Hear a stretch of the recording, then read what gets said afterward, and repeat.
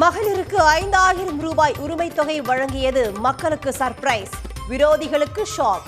1000 ஆண்டுகள் பேசும் சாதனையை 5 ஆண்டுகளில் செய்து முடித்துள்ளதாக முதலமைச்சர் மு.க. ஸ்டாலின் பெருமிதம்.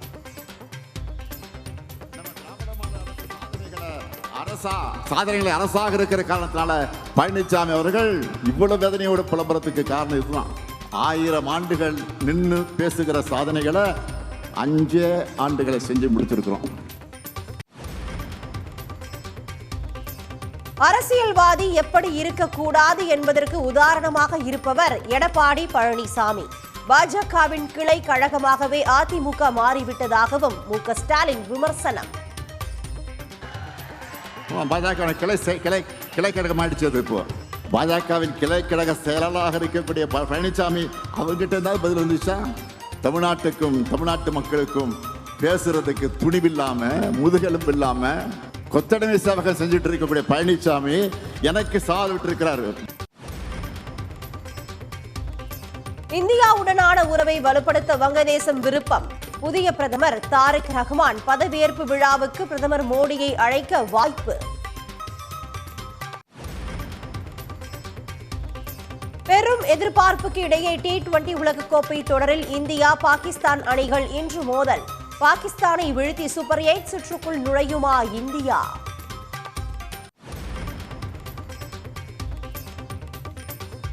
விஜயுடன் த்ரிஷாவை தொடர்புபடுத்தி பேசிய நயினார் நாகேந்திரனுக்கு வலிக்கிறது கண்டனம். தனிநபர் விமர்சனங்களை ஏற்க முடியாது என்று அரசியல் தலைவர்கள், மாதர் சங்கம் உள்ளிட்ட அமைப்பினரும் எதிர்ப்பு.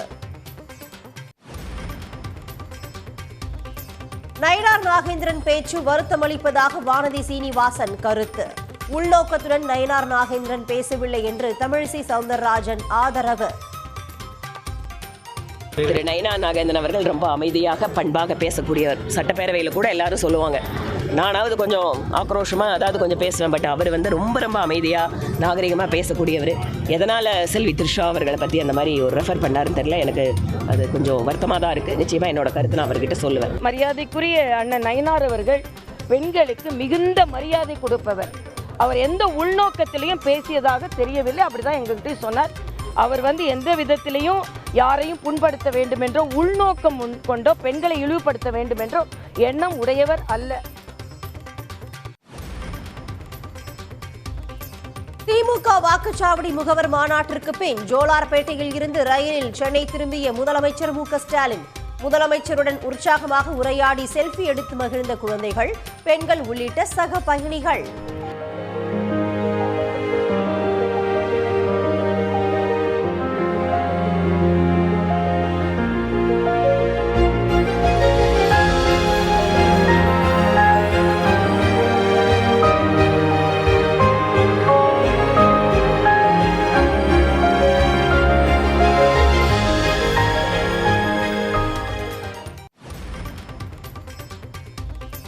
நாடு முழுவதும் இன்று மகா சிவராத்திரி விழா கொண்டாட்டம். தமிழ்நாட்டில் பிரசித்தி பெற்ற கோயில்களில் கொண்டாட்டங்களுக்கு சிறப்பு ஏற்பாடுகள்.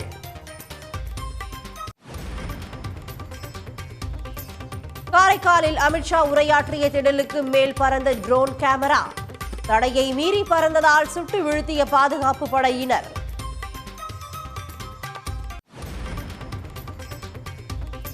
திமுகவை விஜய் தொடர்ந்து விமர்சிப்பது குறித்த கேள்விக்கு உதயநிதி ஸ்டாலின் பதில்.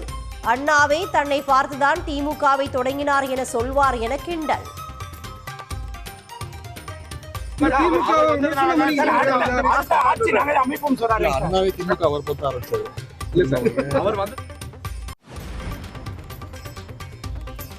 பட்டாசு தொழிலை பாதுகாக்க ஒன்றிய அரசின் தொழில்துறை செயலாளரை சந்தித்து பட்டாசு ஆலை உரிமையாளர்கள் வலியுறுத்தல். 18% GST-யை 5% குறைக்க வேண்டும் என்பது உள்ளிட்ட கோரிக்கைகளை நிறைவேற்ற கோரிக்கை. கங்கை கொண்ட சோழபுரத்தில் சிவராத்திரியை ஒட்டி நாட்டியாஞ்சலி திருவிழா தொடக்கம். கொல்கத்தா, சென்னை, பெங்களூரு உள்ளிட்ட நகரங்களில் இருந்து வந்து ஏராளமானோர்.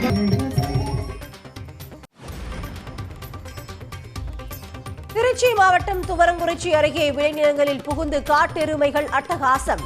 பீர்க்கங்காய் கொடிகளை நாசப்படுத்துவதாக விவசாயிகள் வேதனை.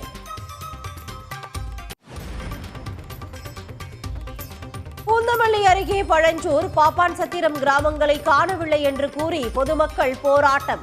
உயர்நீதிமன்றம் உத்தரவிட்டும் கிராமங்களை இணைக்கவில்லை என குற்றச்சாட்டு.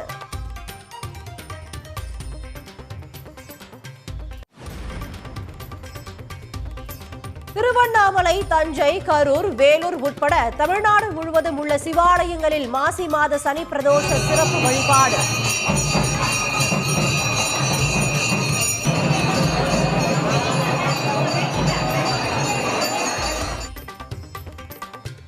நந்திக்கு வாசனை திரவியங்களால் செய்யப்பட்ட அபிஷேகங்களை பரவசத்துடன் தரிசித்த பக்தர்கள்.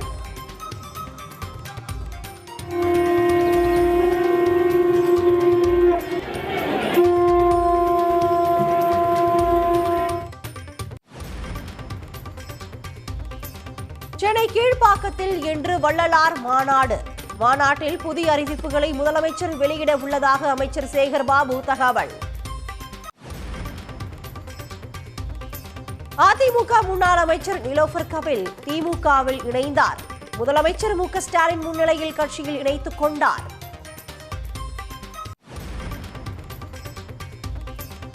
பீகாரில் மொபைல் சிம் கார்டுகளை அதிக அளவில் வாங்கும் 17 வயதுக்கு உட்பட்ட சிறுவர்கள். 5 ஆண்டுகளில் சிம் கார்டு வாங்கும் சிறுவர்களின் எண்ணிக்கை 5 மடங்கு அதிகரித்ததாக அதிர்ச்சி தகவல். இன்றைய போட்டியில் பாகிஸ்தான் வீரர்களுடன் கை குலுக்குவார்களா இந்திய வீரர்கள்? கிரிக்கெட் மாண்பை காக்க பாகிஸ்தான் அணி தயாராக இருப்பதாக கேப்டன் சல்மான் அலி பேட்டி.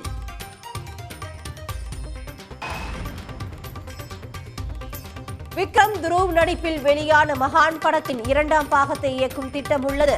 கேரளாவில் ரசிகரின் கேள்விக்கு இயக்குனர் கார்த்திக் சுப்ராஜ் பதில்.